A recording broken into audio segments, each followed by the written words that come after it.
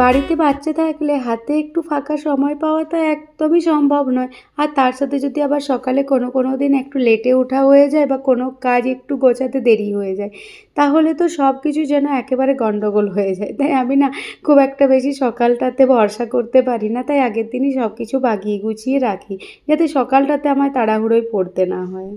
একটা ভুট্টা বেশ কয়েকদিন ফ্রিজে পড়েছিল, তো সেটাই ভাবলাম ফেলে না দিয়ে কাজে লাগিয়ে দিই। বিশেষ করে আমার ছেলে ভুট্টা খেতে ভীষণ পছন্দ করে। তো ভাবলাম একটু পনিরও রয়েছে ফ্রিজে, তো সেটা মিক্স করে একটু পরোটা বানিয়ে নেব।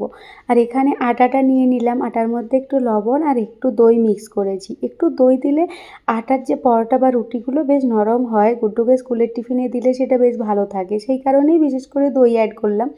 আর ভালোভাবে নরম করে আটাটা মেখে নিয়ে অল্প একটু তেল উপর থেকে দিয়ে দিলাম, যেহেতু রাত্রিতে আটাটা মেখে নিচ্ছি যাতে আটাটা ড্রাই না হয়ে যায়।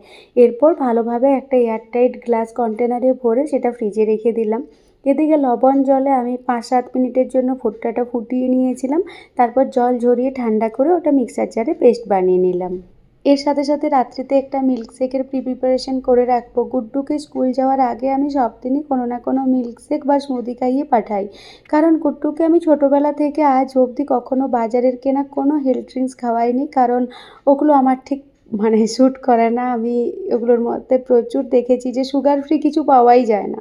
তো এটার মধ্যে একদমই সুগার থাকে না। বাচ্চাকে সকালে একটা খাবার দেবো যেটা পুরোপুরি আর কি 100% পিওর, তো সেটা আমার মন থেকে ভীষণ শান্তি লাগে সেই কারণে। এছাড়া এর থেকে আমি এত বেনিফিটস পেয়েছি বলে বোঝাতে পারবো না। গুড্ডু সবসময় স্যাটিসফাইড থাকে, ওর ইমিউনিটি পাওয়ারটা বেশ স্ট্রং হয়েছে। এছাড়া ও খিটখিটে হয়নি।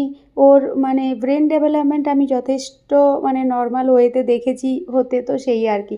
তো বেশ কয়েকটা ড্রাই ফ্রুটস, খেজুর, তার সাথে রোল ওটস বড় চামচের 2 চামচ দুধের মধ্যে এগুলোকে সব ভিজিয়ে, এর সাথে কিছু সিড ছিল যেগুলো শুকনো কড়াইতে আমি ভেজে রাখি আর কি, সেটাই দিয়ে ওগুলোকে ফ্রিজের মধ্যে রেখে দিলাম।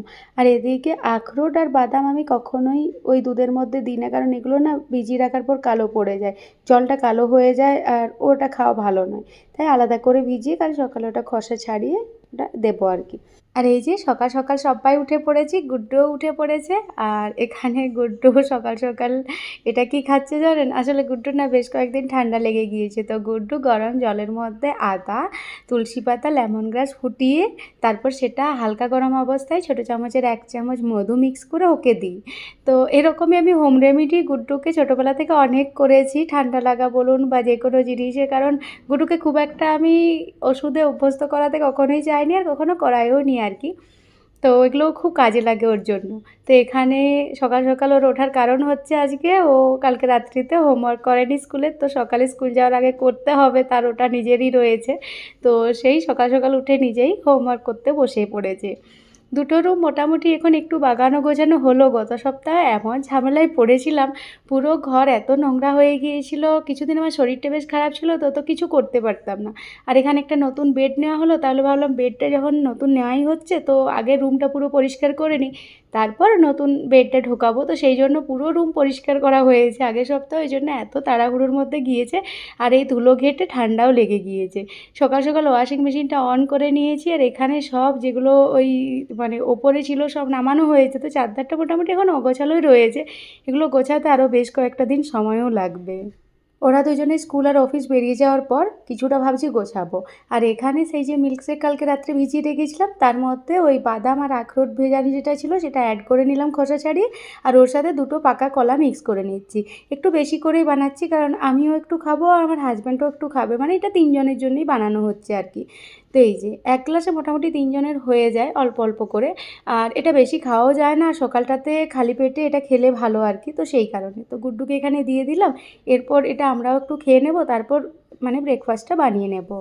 তো এই যে রাত্রিতে অনেকটা কাজ এগিয়ে রাখার কারণে সকালটা বেশ সুবিধা, তাড়াহুড়ো থাকে না। তো এখানে পনিরটাও আমি বাড়িতে বানিয়েছিলাম পরশু, তো সেটাই ছিল অল্প, তো সেটাই নিলাম। তার সাথে ছোটো টুকরো একটা ক্যাপসিকাম কেটে নিয়েছি, আর ওই যে কালকে রাত্রিতে ভুট্টা পেস্ট করে রেখেছিলাম সেটাই কিছুটা নিলাম। এর সাথে লবণ দিলাম স্বাদ বুঝে, আর গোলমরিচের গুঁড়ো, আর একটু বাদাম ধনেপাতার চাটনি কিছুদিন আগেই বানানো ছিল, তো সেটাই একটু দিয়ে দিলাম। তো এই বাদাম ধনেপাতার চাটনি থাকলে এর সাথে বেশ ভালো লাগে, তবে যদি না থাকে চাট মশলা বা আমচুর পাউডার দিলেও বেশ ভালো। তো এরপর পরোটা বানিয়ে গুড্ডুকে ছোটো ছোটো পিস করে ওর স্কুলের টিফিনে দিয়ে দিচ্ছি। আর এই যে আজকে ব্লগটা আপনাদের সাথে শেয়ার করছি, এটা গত সপ্তাহের। আসলে ভিডিওটা শেয়ারই করা হয়নি। তো গুড্ডুর এত পছন্দ হয়েছিল এই পরোটাটা, গুড্ডু এসে বলছে, "মাম্মা আরেকটা রয়েছে কি? তাহলে খাবো।" সত্যি বলছি, মানে বেঁচে যাওয়া জিনিস দিয়েই বানালাম, কিন্তু এত দারুণ হয়েছিল, সবার ভীষণ পছন্দ হয়েছে। তো গুড্ডুর এই বাদাম আর ধনেপাতার চাটনিটা কেন জানি না খুব পছন্দ হয়েছে, আরও বানাতে বলেছে। শেষ হয়ে গেল তো সেটাই অল্প একটু দিয়ে দিলাম, আর তার সাথে কয়েক টুকরো লেবু দিয়ে ওকে আজকে স্কুলের টিফিনে পাঠিয়ে দিলাম। আর দেখুন, এক টুকরো বেঁচে গিয়েছিল, সেটা না খেয়ে গেল না। আর এখানে না আমারটা তাড়াহুড়োতে আর বানানো হয়নি, ওদেরকে পাঠানোর চক্করে। একটু গরম গরম খেতেই ভালো লাগে। তো আমি যখন ব্রেকফাস্টে খাবো, যেহেতু পনির আর ওই ভুট্টার মধ্যে লবণ আর গোলমরিচ অ্যাড করে নিয়েছিলাম, তো জল ছেড়ে দিয়েছিল পনির থেকে, সেই কারণে আমার পরোটাটা না ফেটে গেল, ঠিকঠাকভাবে হলো না আর কি। ওদেরগুলো বেশ সুন্দর ফুলেছিল, আমারটা সাইড থেকে একটু জল কেটে গেল, যার কারণে একটু, তবে খেতে কোনো অসুবিধা নেই। তো এইভাবে আমিও পরোটাটা বানিয়ে নিচ্ছি আমারটা। আসলে এই পুর দেওয়া পরোটাগুলো একটু গরম গরম খেতেই ভালো লাগে। ওদেরকে পাঠিয়ে দিয়ে আমি একটু শান্তিতে বসে খাবো স্নান টান করে, সেই জন্য আর কি পরোটাটা বানিয়ে নিলাম। এরপর এই কিচেনটা পরিষ্কার করে আমি চলে যাব স্নান করতে। স্নান টান করে মোটামুটি রেডি। এই সোম থেকে শুক্র দিনগুলো বেশ তাড়াহুড়ো থাকে, যদি একটু না বাগিয়ে গুছিয়ে বা সিস্টেমে চলি তাহলে কিন্তু হাতে একদম সময় পাওয়া যায় না। সেই জন্য আমি কি করি, প্রতিদিনই মোটামুটি রাত্রিতে কিছুটা প্রিপারেশন করে রেখে দিই, সকালটাতে যাতে খুব একটা তাড়াহুড়োতে পড়তে না হয়। তো সেই কারণে আর কি। আর হাজব্যান্ড তো একটা সময় চলে আসবে লাঞ্চে, সেই কারণে আরও তাড়াহুড়োটা খুব বেশি থাকে। আর এদিকে এখন তো বর্ষা প্রচুর, তো সেই কারণে বেশ সুন্দর সুন্দর বাগানটা পুরো সবুজের মতো দেখায়। আর দেখুন কত পোকা হয়ে গিয়েছে। এই বেগুন গাছটাতে দেখছি দু একটা বেগুনে পোকা লেগে যাচ্ছে, বাকি অন্য দু একটা বেগুন গাছ আছে সেগুলোতে কিছু হয়নি। গত বছরের বেগুন গাছ এই বছর মোটামুটি একটু ফল দিচ্ছে, মানে এই বছর বেগুন কিনতে হয়নি, মোটামুটি প্রতিদিনই দু একটা করে বেরোয় আর কি, যদি রান্না করব বলি। আর বরবটি গাছগুলো আগের বছরেরই অটোমেটিক বেরিয়ে গিয়েছে, তো এই বর্ষাতে ওগুলো বড় হয়ে আবার বরবটিও ধরছে, বেশ অনেকগুলো গাছ হয়েছে। আর তার সাথে কলমি শাক, তার সাথে কুলেখাড়া, এর সাথে মানে পেয়ারা গাছে পেয়ারাগুলোও ভালো ধরছে, আতা গাছে আতাও এবারে বেশ পাওয়া গেল আর কি 10-15টার মতো।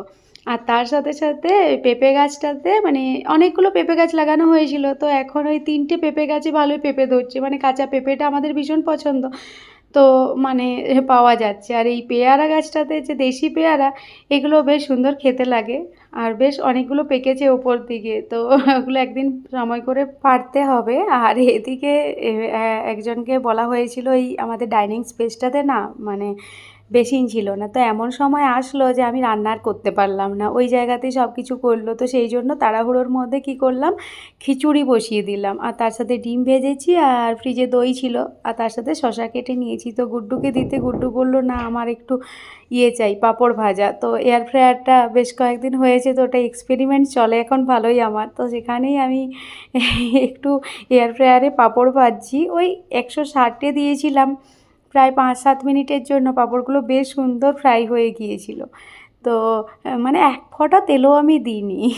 খুব সুন্দর পাঁপড় ফ্রাই হয়েছে, সবার ভীষণ পছন্দ হয়েছে, আর আমিও খুশি। কোনো তেল ছাড়াই ঝটপট তৈরিও হয়ে গেলো, আর গুড্ডু ভীষণ খুশি, কারণ ওর ভীষণ পাঁপড় পছন্দ। চলুন আজকের মতো আসি, সকলে ভালো থাকবেন, দেখা হবে খুব তাড়াতাড়ি।